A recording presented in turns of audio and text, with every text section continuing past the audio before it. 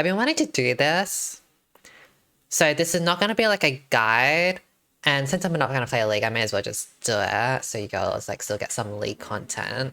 I need to do this because I keep getting asked the same questions. And it's better for me to just teach the girls. Rather than answering like one by one as we go. So sometimes I get asked stuff like, what do you go in Jana, like Comet or Airy? Or what's better, Scorch or Gathering Storm? Or what's better, Guardian or Aftershock? Or blah blah blah blah, stuff like that. Or what's better, this item versus that item, this character versus that character.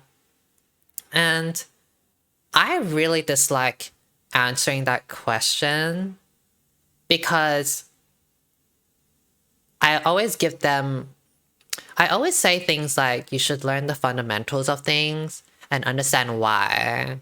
Because it's not actually effective for me. It's not very useful for the person for me to say like, oh, I take Airy for this reason and then comment for this reason or whatever. Like, sure, they can kind of get it, but it's better to learn the actual basics and understand like why things are. So I want to teach them the fundamentals rather than just handing out the answer. It's kind of like you want to teach someone how to fish. You don't want to give the fish to the person, right? Because, you know, if you teach them how to fish, then they can go get their own fish. So I've been thinking about like, so how do I answer or teach like everything and like answer all the questions that I get, like, is this better or that better, blah, blah, blah, blah. And this is not going to be scripted or anything, so this is not going to be off the top of my head. But I think something that you can ask yourself, like, actually, like when I make a build, like if I make my Soraka movement speed build, it doesn't just come out of nowhere. Like I definitely have a thought process going through it. And so I'm wondering, like, what do I go through? Like, what is my thought process? And I guess, like, things you can ask yourself when you do ask, like, what's better, Comet or Airy, you can ask yourself, like, what was right intending with this rune or item or champion? You can ask yourself, like, what is its place in the game? What purpose does it serve? What is its strengths or even weaknesses? And who benefits from it? Like when you look at a character or when you look at patterns, like you might see 5 characters running Conqueror and then you have to ask yourself, well, why do these characters run Conqueror? Like why does Aurelia run Conqueror and some other top laners or even AD carries run Conqueror and then some others don't? Like what's the reason? Like what do they benefit from it? And then you can apply to like other things, like why do some people take Aftershock and why do some people take Guardian? Like why does Tarek take Guardian whereas Leona takes Aftershock? Like asking those questions, right? Rather than being like, what's better, Aftershock or Guardian? Because it's not really, there's not really an answer, right? Like when someone asks me what's better, Airy or Comet, there isn't really an answer because it really depends on what you're trying to achieve. So I guess we can go through an example, like with Jana. So Comet or Airy Jana? Well, let's ask ourselves, what was right intending with Airy or Comet? So what do they do? And so when I say what do they do, I don't mean like just literally reading off like damaging an enemy champion with basic attack or ability sends Airy to them dealing blah, blah. Like we can all Wikipedia this and read it, right? What I mean is like Airy is a single target damage and a single target shield. And then Comet is an AoE damage that also gets a lower cooldown the more you can spam abilities because of the cooldown reduction that you see that you can read. So when I say like, what does this mean? Like, what does damage mean in the game for a support? What does shielding mean to a support? And then you can, if you don't know the answer to that, you can then try to take the experiences you've had playing damage support and shooting support. So, for example, you might have played 20 games of Lulu and you might have played 20 games of Zyra. Zyra is a damage character, Lulu is a shield character. What have you kind of felt with those characters? Like, when did you feel like Lulu was strong? When did you feel like Zyra was strong? When did you feel like they were weak? What purpose did you feel like you had in the game?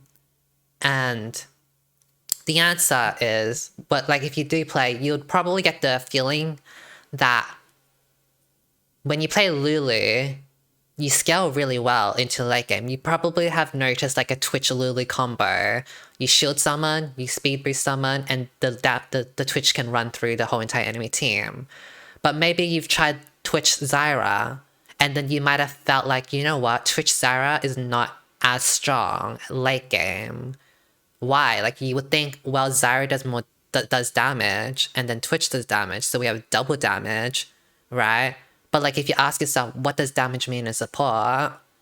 Damage doesn't scale well for support. Like Zyra is meant to be a damage character, but she actually doesn't do a lot of damage late game. And you would have noticed with that with literally anything. Like if you play like Lux, like how many times have you played a burst character or whatever, like Lux, mid lane or support, and then like you try to combo a Tryndamere or combo a Jax, or try to combo a Mundo and you do 10 damage to a Mundo and then the Mundo just like chops you down for a good one, right? Like, so that's what I mean asking yourself like, what does it mean? What does a shield mean? And what does a damage mean in the game? Like, would you rather have 300 shield for your Twitch, or would you rather have 300 damage against a Mundo that would have magic resistance? So when you ask me, like, what's better, Aerie or Comet, you can just be like, well, what am I trying to achieve? Like, am I trying to protect my teammates with Aerie? Or do I want to do the damage myself? And then when is which one more useful? And from your experiences, you would know that shielding, so Aerie, scales better into late game. You know, Lulu, Janna, stuff like that. And then Comet, because it's a damage source, you can try to compare it to things like Brand and Zyra and stuff like that. And you would have noticed Brand, Zyra, and all these mage supports are a lot more better early game. So that means Arcane Comet is more geared toward early game, and Aerie is more geared toward late game scaling. But there's not a better. Like, it doesn't mean Aerie is better than Comet or Comet is better than Aerie. It just means if you're trying to abuse early game, if that's your goal, I'm not saying my goal, like I would have a different, like my Janna playstyle might be different from your Janna playstyle or whatever character, but if you want to abuse the early game, then go for Comet. But if you want to abuse the late game and you want to scale and be safer and help your teammate, then that's what Aerie serves. And then we can go to like another example. Like, some people ask me like, what's better, Gathering Storm or Scorch? So like, what do they do? What purpose do they serve in the game? What was the Riot intending with these runes? Who normally goes these runes? Like, these are the questions you want to ask yourself. Thank you for the sub. So when I say what do they do, again, I'm not saying like, oh, they do 15 to 35 damage every 10 seconds, and this thing is 10 minutes plus AP 5. Like, we can all read it, right? But like when I say like, what does it do? Like, what does 15 to 35 damage mean every 10 seconds? Is that a lot? Is that very little? You know, what does at 30 minutes 48 AP or 2980? Like, and I know some of us hate maths. Unfortunately, we're gonna have to do some maths girlies. But like, what does 15 to 35 damage mean? Well, after like you get into the game and you play, you would know that, you know, level 1, your auto attack does, or maybe Lux, when at the start Lux does like 80 damage on her Q or something like that. 80 damage plus 15 is pretty good, right? Seems pretty good. But then when you're like 30 minutes into the game and then Lux does 2000 damage, right? Like how much AP she builds, whatever. She has 2,000 damage. What's 2,000 damage plus 35 extra damage from Scorch mean, right? It doesn't really mean much. And so then you can, from there, you can just gather, okay, Scorch is meant for early game. And then what about Gathering Storm? It's a useless rune until 10 minutes, and then it scales. But are these good numbers? I don't know. Let's do the math. Like 48 AP at 30 minutes. What does 48 AP mean to a Lux? Well, Lux usually has around like a 0.6, 0.7 ratio and a 1 ratio on her ultimate. So her ultimate would instantly get 48 damage. Her shield would get, if it's 0.8 ratio, I'm not too sure, would get around 30 to 40 shield. Her Q and E both would get around 30 to 40 extra damage. So then you just know at 30 minutes, you get an extra 30, 40, like 30 to 40, 30 to 40, 30 to 40 plus 1 ratio. That's like around 200-ish damage or 150, whatever. That's a lot more than what you would get from Scorch 35 per 10 seconds. But when someone asks like what's better, Gathering Storm or Scorch, like then you have to ask yourself, what do you want? Like what is your plan for the game? Like if you're trying to abuse early game, then it would be Scorch. If you're trying to scale, it would be Gathering Storm. Now, of course, there would be times when something does feel like very lackluster, and you would just go up for something else. Like recently, I actually haven't been liking Scorch. I used to go Scorch on my Janna quite a lot. As you girls would have known in season 9, I used to like going Scorch because my reasoning was that I felt like Janna's late game was strong enough. The problem with Janna was that her laning phase was so weak, and so I needed something stronger in the laning phase to help her out, which would have been Scorch. Scorch would help her early game. My late game was fine because I could always be strong late game. It was just early game was the problem. But nowadays, recently, I've been finding like, I don't know if it's the items, I don't know if it's the meta change. I just haven't really been able to abuse Scorch. I haven't really been feeling like it has done much. So I felt like, you know what, I want to scale with Gathering Storm more. But that doesn't mean that I go that happens for everything. Like for example, Zyra. Zyra is someone that likes to abuse early game in her laning phase. So Scorch actually makes a lot of sense on her. So she can abuse laning phase. And I mean, sure, you can try scale with Gathering Storm, but Zyra is not really meant to scale all that much. And hi, Kiose, you look so good, thank you. Gathering Storm is not really meant to scale all that much anyways. So, Zyra is not meant to scale all that much anyways. So, I mean, if your goal is to offset that by getting Gathering Storm, sure.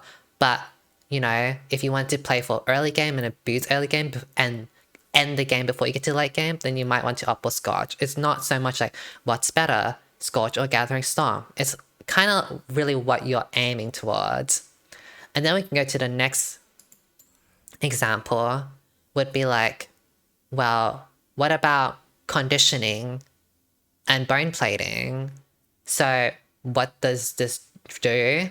What does it mean? So you blocks the next 3 attacks or spells for 30 to 60 damage every 45 seconds. And then conditioning is plus 9 armor, plus 9 magic resistance, and 5% magic resistance armor. And then when you have gone through that process with Scorch and Gathering Storm, suddenly, like, this makes sense now. Like, does this not sound familiar? 30 damage to 60 damage early game is a lot. Like 30 damage, if my auto attacks do 60 damage normally at the start of the game, but then if I block 30, then I literally block half the damage. But then at 18 minutes, when a Tryndamere can, or maybe like a Lux ultimate does like 1,000 damage, 1,000 damage minus 60 doesn't really mean anything. That's still a lot of damage, like 940 damage. So, you know, bone plating is not as strong late game, but then something like conditioning, you guys would have to do the math yourself with the 9 armor and all that, but magic resistance and armor, like they scale. So you could block 10%. So 10% of, I don't know, 60 damage at the start is not that much, you only block 6. And then when you get to level 18 or, you know, late in the game when Lux does 1,000 damage, if you block 10%, you would block 100 damage. And then suddenly, like, rather than asking, like, is Scorch better or Gathering Storm better? Or is Conditioning and Bone Plating better? If you understand the fundamentals, you would start to pick up on patterns. Bone Plating and Conditioning, does that not sound familiar? It looks the same as Scorch and Gathering Storm, except it's just the shooting version. This is better early game, and this is better late game. This is better early game, but this is better late game. Like, these numbers, like, don't they sound very familiar? So that's why going back to the very start when someone is asking, like, what's better, this or that, I don't like answering it, like, just one by one, because it really is, you're better off learning the fundamentals and asking, like, what do these numbers mean? What purpose was this rune? Like, why do supports get this and some people get conditioning? What purpose does that serve in the game? Right? Your brain is so big, thank you. Not big enough to get Challenger. And this applies to anything. This applies to items, it applies to champions. You know, sometimes I get asked, like, what's better, this item versus that item? Like, Imperial Mandate versus Moonstone, which one is better? What should I go on Janna? Oh, actually, that sounds kind of familiar. Imperial Mandate is damage, and Moonstone is healing. And as we all have gone through the Aerie and Comet, shielding and healing sounds a lot like the Lulu kind of moment, and the Imperial Mandate kind of sounds like the Zara moment, like the example we made. So when we've gone through the fundamentals of, like, Summon, Aerie, and Comet, like Comet, the damage, like, damage is not as useful as shielding and healing in terms of late game, but better in early game, you can start to connect things start to make sense, things work together now. Like, oh, the same question you ask yourself when, like, which is better, or the answers that come from, the answers to which is better, Aerie or Comet, is exactly the same as what's better, Moonstone or Imperial Mandate. And this is important because what happens when they introduce new items? What happens when they introduce new characters or delete items and have different changes in seasons and all? It's not like people suddenly just, like, don't know what to do, right? Like, I don't know if some of you play Teamfight Tactics, but if I'm gonna use Teamfight Tactics as an example, like, we've had a new set with Teamfight Tactics with totally new champions, totally new traits and all that. But just because the new set comes out, it doesn't mean the person that was Challenger last set is now like, oh my god, I don't know what's happening. I'm gonna be bronze now because I have no idea what any of these champions do or any of these traits do. Like, of course, that doesn't happen. It's because they still understand fundamentals, like, what does, like, they still need a front line, like, what front line works better here, what front line works better there, or what damage works better here, what damage works better there, like, what do they mean? Like, what does burst damage mean into a game? What does consistent damage mean to a game? Stuff like that, right? So it's not like we had Aerie or Comet always, or Moonstone, Imperial Mandate, but the knowledge beforehand, which is what does damage mean and what does shielding mean or what does healing mean, those are the fundamentals that have stayed along with players, that lets them decide what's better and what's not, or whatever, right? So Moonstone is much more better as a scaling tool. And then Imperial Mandate, as if you have played Imperial Mandate, you would have known that it starts to fall off late game, but damage is nice in the early game to snowball if that's what you're trying to aim for. So I kind of flip-flop between what I want on Janna. So because I have that knowledge, if I'm versing stuff like Lulu or Yumi, I tend to try to match them with Aerie and Moonstone, because I know they kind of scale and it's hard for me to bully them. So I need to keep matching them in terms of scaling. Otherwise, they're going to scale more and I'm going to be useless. But if I'm versing something a lot more early game, or if I feel like I can bully them, and I feel like the game is not going to scale or last that long, I can opt for a more early game build like Comet or an Imperial Mandate and stuff like that. So that's just an example. It even goes to like champions, like when someone asks me like, what's better, like Jana or Soraka or Yumi or Jana or Luxo Morgano, blah blah blah blah blah, or Leona versus Nautilus, or stuff like that. You can just, I mean, like, someone could answer it one by one. Like, oh, this scenario, this is better. That's better in this scenario. And this champion's better. Yeah, blah, blah, blah. Like, one by one, I guess it is possible for you to answer each one, but that's, like, not effective. You're better asking stuff like, what was right intending with this champion / item / rune? What are its strengths, its weaknesses?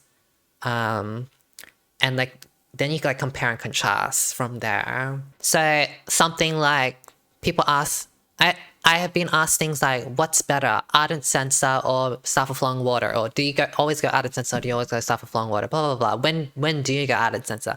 When do you go Staff of Flowing Water? And now to me, I would have thought that would be like really obvious. Like, I guess because I play the game, to me, I would have thought it was obvious, but some people don't know. And then to answer that, like I could say, like when you go Ardent Censer, why you should buy Ardent Censer, why you should buy Staff of Flowing Water, when. But if you were to ask yourself like, okay, well, what was right intending with Ardent Censer? What are its strengths? What does it do?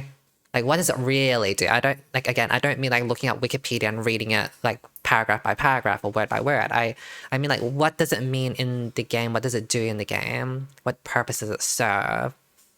So, if Ardent Censer does, if you buff a character, it does 10 damage or whatever damage it does per hit, then you have to ask yourself, what does per hit mean in the game?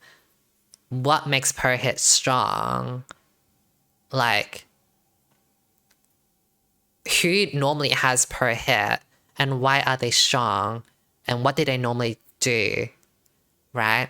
So if you ask yourself like that, then you'll be like, oh, Kale is actually a very good example of on hit.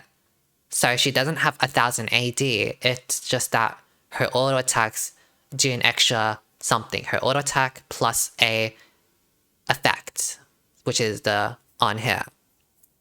And then you ask yourself, okay, well, what does Kale do? What does she benefit from? Why is she so strong with this on hit? And then you would, if you ask yourself that, you can go through like, oh, she actually built a lot of attack speed. I guess that now makes sense because each time I attack, the more damage I do. If I hit twice, then I proc my on hit twice, right? And you could do the maths here. Like I could go through the maths, but the more you hit, the more on hit affects you proc. And then now it suddenly makes sense with Ardent Censer. Like, oh, what makes Ardent Censer strong? Who benefits from Ardent Censer? Oh, it's people that attack fast. People that attack fast benefit from Ardent Censer. It doesn't mean AD. And Azir could proc Ardent Censer pretty well because Azir, although he's a mid laner and his AP, he attacks quite fast, so he too could also benefit from Ardent Censer. Oh, a Kale could benefit from Ardent Censer. A Kog'Maw could benefit from Ardent Censer. Oh, but wait, a Jhin. Does Jhin proc Ardent Censer that well? Oh, not really, because Jhin actually auto attacks are really, really slow. So if, you know, in 5 seconds, Kel can get 10 auto attacks, let's just say. That's 10 times 20 damage per hit with the Ardent Censer on hit. That'll be an extra 200 damage. But in 5 seconds, if Jhin can only auto attack 4 times, 4 seconds times 20 damage, oh sorry, 4 attacks times 20 damage, oh, that's only 80 damage. And then suddenly it makes sense to you. or it should make sense that Ardent Sensor benefits when your team can auto-attack fast and proc those on-hit moments. So that's what I mean, like, going through, like, different items and different champions and stuff like that. Like, learn the fundamentals. Like, learn the fundamentals of on-hit. Like, what does on-hit mean? What does it benefit from? What does it do? Who uses on-hit normally? Stuff like that. That's what I want people to know. That's what I want people to try teach themselves and all. Rather than being like, I get Ardent Sensor during this moment, or blah blah blah. Or I could pick this character, and oh, I picked this rune for this reason. Because thank you for this up, Minty.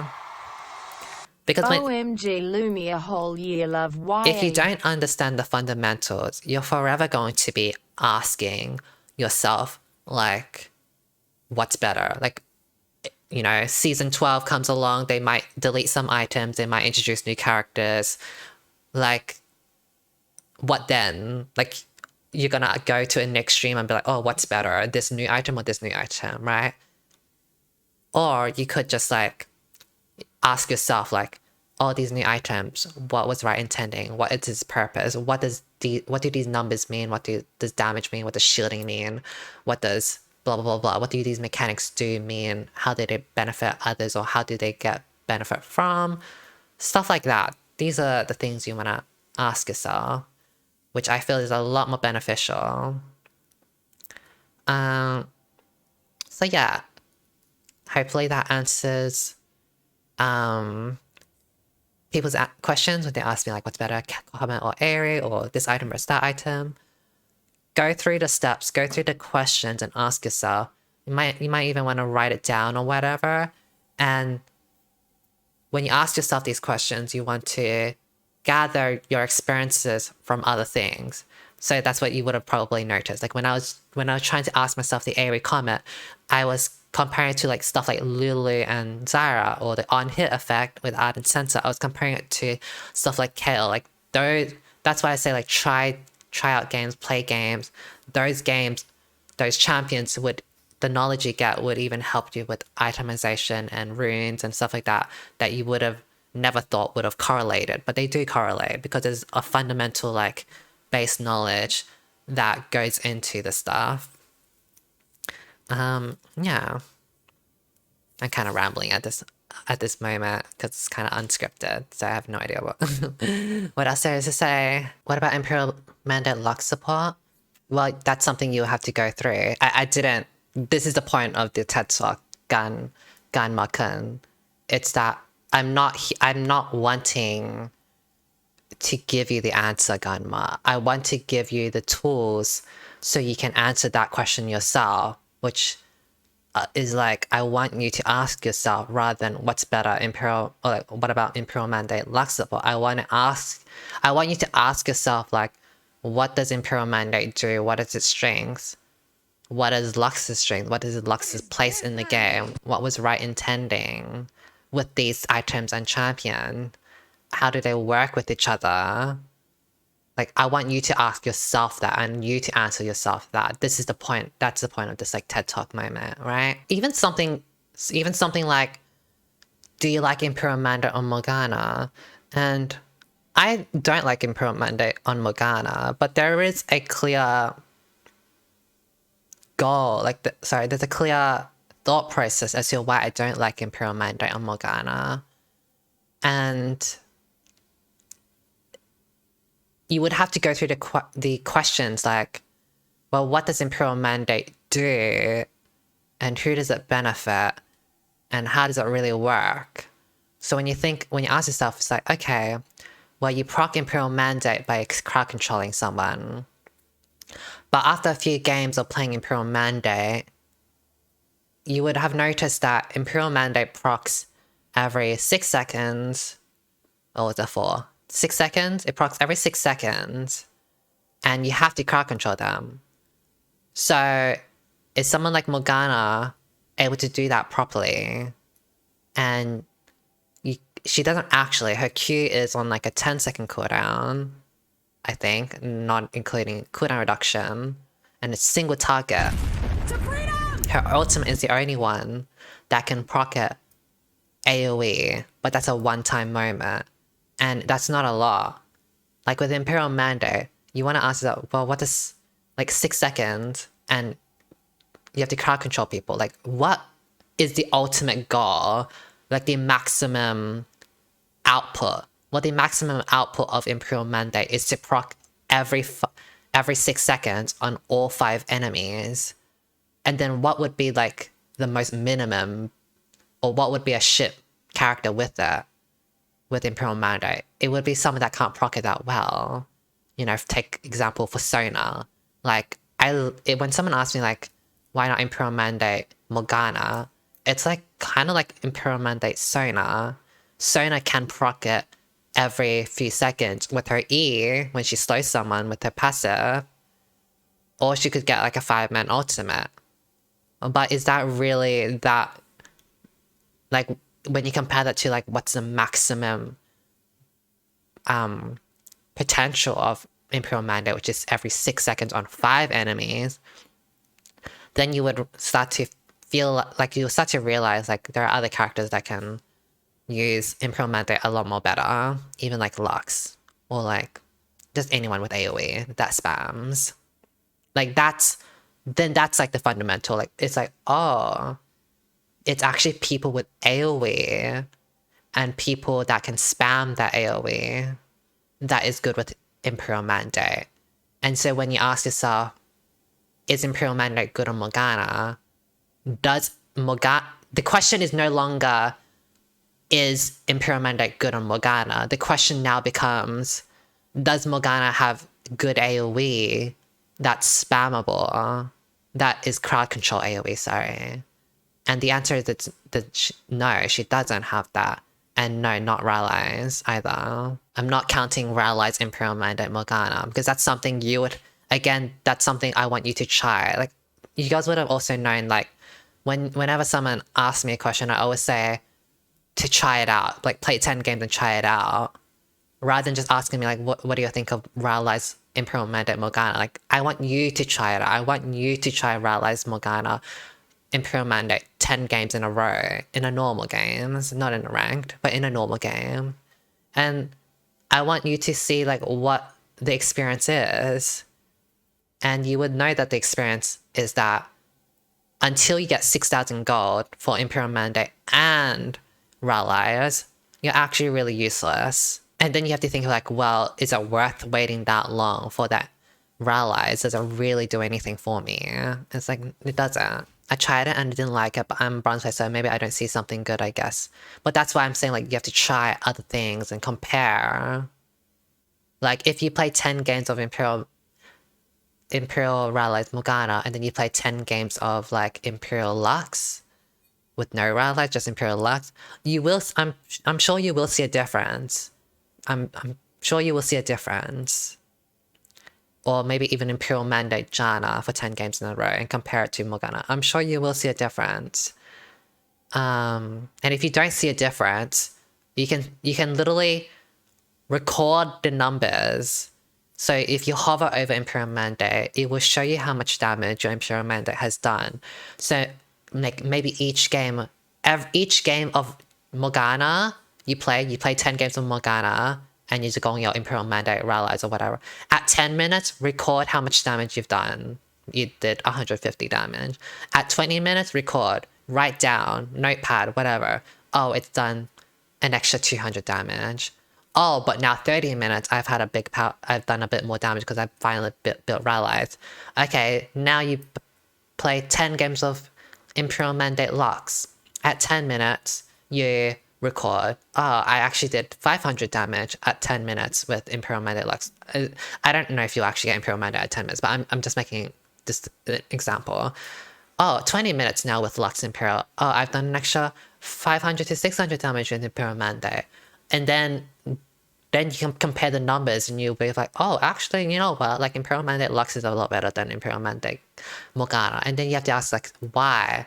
Why did Imperial Mandate Lux feel a lot better than Imperial Mandate Morgana? And then if you go through that, you would understand like, oh, it's because Lux can procket AoE. She has an AoE spam CC, which is her E, whereas Morgana doesn't. And so going forward, it's no longer just Morgana Lux. You can then ask yourself, well, what about Sona? Is Sona good at Imperial Mandate? And then you ask yourself, does she have the fundamental, you ask yourself the fundamental question at the end of the day, which is, does she have spammable AoE? And Sona doesn't have it, so therefore Sona isn't good. Or then you can ask yourself, well, does, I don't know who else. I don't know who else. Maybe Brand. Does Brand utilize Imperial Mandate that well? And then you're like, does Brand have a spammable CC that's AoE? Oh no, he actually doesn't. He has one stun, which is his Q. Thank you for the scissors up, Sessa. And then you would be like, oh, actually, Rumi Brand is not Minaj good with slaying Imperial us bronze Mandate. babs. Period. And so like it like if you learn the fundamentals, it transforms the questions. It's no longer like, what do I think of Imperial Mandate Lux? Do I like Imperial Mandate's Morgana? Is Imperial Mandate better on Lux or Morgana?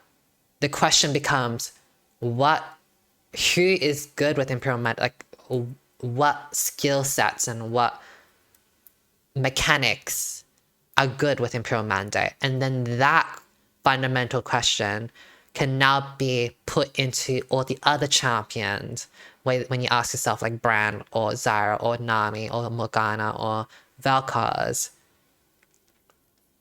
And that's a lot more efficient than just being like, what's better, Imperial Mandate Morgana or Imperial Mandate Lux? Oh, what about Bran? Imperial Mandate Lux or Bran? Like, rather than like isolating each one like one by one champion, it's better to learn the fundamentals. I know I keep repeating this. I know I keep repeating like, learn the fundamental, learn the fundamental, learn the fundamental. But it really is that. Like, that is so much more useful for the person. You want to learn you want to teach someone how to fish rather than giving the fish to that person. And so that's why, like, going back all the way to the beginning when I said, I actually don't like it when someone asks me what's better, this rune or that rune, or this item or that item, or blah, blah, blah. I very much dislike those type of questions because the answer to those questions has so much more depth to it than just like, oh, I like this because, you know, one sentence answer. You know, there's so much more to it that it's so much like for me to, like, if I were to answer like each one question, like what's better, Scorch or Gathering Song, or what's better, Area Comment, like it's too much, too many. We were kind of repeating really the same thing actually. So yeah, if there's anything to take out of this is just ask yourself, what was right intending with this rune / item / champion? What is its purpose in the game? What do these numbers mean? Who benefits from it? How do I benefit from it? Stuff like that. Those are the questions you want to ask yourself. And then from there, you could have fun with building stuff. Like, I've been having fun with my movement speed Serac. I've been having fun with my, you know, my karma build and stuff like that. It's because I've gone through those questions, those fundamental questions. And that has led me into like all these fun builds and stuff like that. So maybe you can also have fun with builds like that when you go through and try things out and ask yourself those questions. Is area for people who poke that is more frequent? I want you to ask yourself that, Reversa. I want you to ask yourself like the questions. Areas for noobs because Guardian is just always better. I want you to ask yourself the questions. And if you're still unsure, I want you to play certain character. I want you to try different characters with Aerie and then again do the recording stuff. Like if you have to, 10 minutes record the numbers of Aerie and even like your experience, and 20 minutes record the numbers and experience, and then you go from there and you compare and contrast. I don't want to give you the answer and just teach, just splurge out the answer for you. I want you to learn how to come to those conclusions, and then suddenly things start to sound like this. Who was in this program? Suddenly, the way I'm teaching kind of sounds like this. Did anyone have this at their school? It kind of starts to look like this now. Like, what's your question? What's the initial question? You can ask yourself, like, what do these mean? Like, what does shielding mean? What does damage mean? What does AoE mean? What does on-hit mean? What do they really mean in the game? So when I say meaning, I don't just mean like, oh, a shield helps your teammate. I just mean like, what does it really... Like, what does a 200 shield mean in a game? What do I know about my questions, you know? What do I know? Like, what's my knowledge with on-hit and stuff like that? And then you ask yourself these questions, maybe compare and contrast, identify general processes, and then you get the questions from your confusion and stuff like that. It kind of sounds familiar, doesn't it? I used to never understand... Well, it's not that I used to never understand Avid, but I guess I just never knew the power of Avid and how it applied to things. But when you start thinking about it, what my TED Talk was on about, it's kind of the same thing with Avid. The philosophy of Avid is you don't want to give someone the answer. You want to teach them tools and ways so they can come to the conclusion themselves. And yes, I did do Avid. I actually liked Avid at my school. Don't know if it was useful, but I liked it. I ask these questions sometimes because I'm unsure what things my kit can do. For example, should I compare the bonus damage of Imperial Mandate to the healing numbers of Moonstone to see which item is better? That's why I asked this more. Well, yeah, that's kind of what you are doing already. Like when I say what does damage mean and what does healing mean, you are in a way comparing already. And yeah, you would have to compare the numbers, like the maths and all. So if Imperial Mandate does 200 damage at late game, and Moonstone heals for 100 or 150, what does that mean? Like, what does 150 healing mean 30 minutes of the game? What does 200 damage mean late game? And if you're unsure, can you compare and contrast, Avid moment? Can you compare and contrast it to your other experiences when you played the game? Surely you probably played Soraka, and surely you would have played Zyra or Lux or whatever. So what are your experiences with Zyra and Soraka or Janna and all these characters? Like, what does 30 minutes into the game when Soraka heals? How does that feel compared to 30 minutes into the game with Zyra's damage? That's the stuff I'm saying, like, and the things start to intertwine with each other. I want to know why you always finish Battle Glass before Kindle Jam, even though it's more gold efficient. It's Battle Glass, no play always because it's like minor. No, it's important. There is definitely an important thing, but that I want you to also go through the question, like, why? Why do I go Battle Glass sometimes over Kindle Gem? And I don't always, Falconer. If you notice my games, I do build Kindle Gem first sometimes, and I build Battle Glass sometimes. And I can give you the answer, but with this TED Talk, I want you to ask yourself, what does Battle Glass do, and what does Kindle Gem do, and what do they mean? So Kindle Gem gives 200 HP, and Battle Glass gives AP, cooldown reduction or whatever, and mana regen. Like, what does that mean in early game? What do these numbers do for you? Who benefits from it? Ask yourself those questions. And if you're unsure, you would have to try. And so going from there, I can start giving you an example. So 200 HP from a Kindle Gem. When is that useful for me? Well, if I'm versing a Threshold Leona, someone that wants it all in me, and I die, is that AP and mana regen gonna be more useful for me? Or is the HP going to be more useful for me? If I'm versing a Lulu or a Soraka that's standing all the way in the back, just like poking me, what's better? 200 HP Kindle Gem, or trying to match her with my own AP and mana regen from from Battle Glass? those are the questions I want you to ask yourself. So this is just another example that of a question I get, which is, what do you prefer? Like, which boots? Like, why do you go this boot? When I made my Soraka build, my movement speed Soraka build, I had some people DMing me, some people messaging me, being like, oh, I like to go lucidity boots on Soraka, blah blah blah. Can I swap out these items? Can I swap out that item and stuff like that? And when they ask me that, it's like, I don't want to again give them the answer. I want them to. I want them to ask themselves like, what are these boots good for? What is the point? Like, what was the point of my Soraka build? Blah blah blah blah blah. So usually the supports usually build either Moby boots, swiftness boots, or lucidity boots. And so rather than asking like which one is better, you want to ask yourself, what purpose do these boots serve? What was right intending with the mechanics of these boots? What is its strength and what its weaknesses? Who would benefit more from it? And if you're unsure, maybe you can start from who do you normally see these boots being built on? So normally you would see Thresh and Alistairs and all that building Moby boots. Normally you would see Lucidity boots on Enchantresses, sometimes on other people as well, and then sometimes you'll see Swiftness on tanks. And they intertwine. So tanks can sometimes build like the armor boots and magic resistance boots like Merchants and all, but whatever.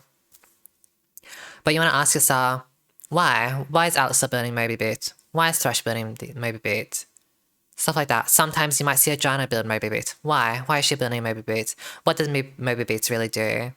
So when I say what does it do, I don't mean reading off like, oh, it starts with 20 movement speed and out of combat it gives 100 extra movement speed, blah, blah, blah. I'm asking, what is that meant? What's the point of that? What was right intending with Moby boots? They didn't just put in Moby boots randomly. Riot must have had an intention with Moby boots. And you have to ask yourself, well, what was Riot thinking adding Moby boots into the game? And if you go through all those questions, you would know that Moby boots is a roaming thing that most supports that get it like to roam and affect the other lanes. And if you go on Moby boots yourself, you would have noticed Moby boots is quite useless late game. Well, why? Well, because late game, you're not roaming. Late game, you're fighting. And so having 20 movement speed is not useful compared to something like Lucidity. But does that mean Lucidity is better? Well, I don't know. What does that really mean? What does the cooldown reduction mean? Well, it's pretty good standard all around. But like, what does ability haste mean in a game? I'm a bit tired right now, so I'll just say that you would know that ability, like, cooldown reduction scales really well, because it's a percentage. Percentage will always scale better. Right? So, when someone might ask, like, oh, do you go Moby boots on Janna, or do you go Lucidity boots on Janna, or can I go Swiftness boots, or, sorry, can I go Moby boots on my movement speed Soraka? Well, ask yourself, with my movement speed Soraka build, what was the point of my movement speed Soraka build? Why did I create this movement speed Soraka build? If you're not unsure, you can go back and watch my video. But the point of my movement speed Soraka build was to survive, was to live. So, when you ask yourself, is Moby boots better, or can I have Moby boots instead of Swiftness boots? Does Moby boots let you survive more in a fight? And the answer is no, because Moby boots gives you less movement speed in a fight, because it only helps you outside a fight. So that means Moby boots is only good for roaming. Is that what you're doing on Soraka? Is that your intention? Is that your goal? If so, then go ahead. But if it's not, then you have your answer. Now, what about Janna? Is Moby boots better, or is Lucidity boots better, or whatever? Now, I'm not going to answer it for you, this one. I'm going to just pose a question for you. What's the intention of... What's your intention? What's your game plan? What are you trying to achieve with Janna? Like your game plan, your gameplay. And then what boots is going to help you with that? Is it going to be Mobies? Or is it going to be lucidity. What does lucidity offer? What does mobius offer? And that's where you go from there. And then, oh yeah, also something else I get asked is like, why do you max Q on Soraka instead of you max W? Ask yourself the questions. What's the point of maxing W? What's the point of maxing Q? What is the mechanics? What did it offer you? What is your game plan? Stuff like that.